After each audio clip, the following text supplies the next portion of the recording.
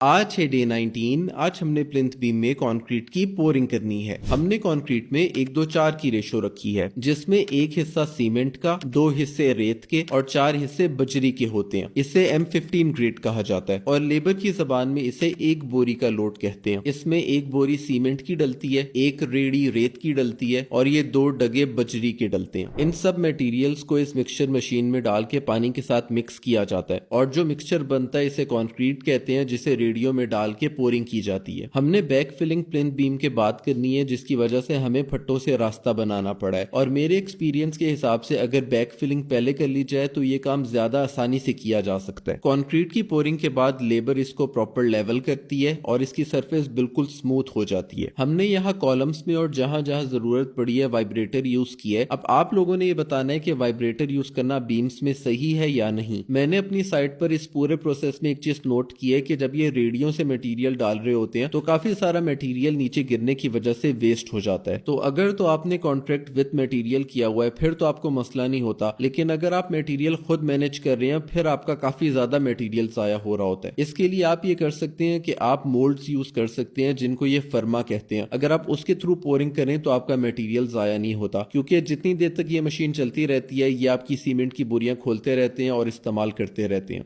Cement हम यहाँ वही बेस्ट वे का यूज कर रहे हैं जिसकी एक बोरी 1280 रुपए की आई है। 8 सैकड़े लॉरेंसपुर की रेत 48,000 की और 8 सैकड़े आदि स्पेशल क्रश 70,000 की आई है। हमारी प्लिंथ बीम की पोरिंग कंप्लीट हो गई है। अब इसके बाद कल इसकी शटरिंग खुलेगी और फिर इसकी क्योरिंग स्टार्ट हो जाएगी। तो मिलते हैं नेक्स्ट वीडियो में।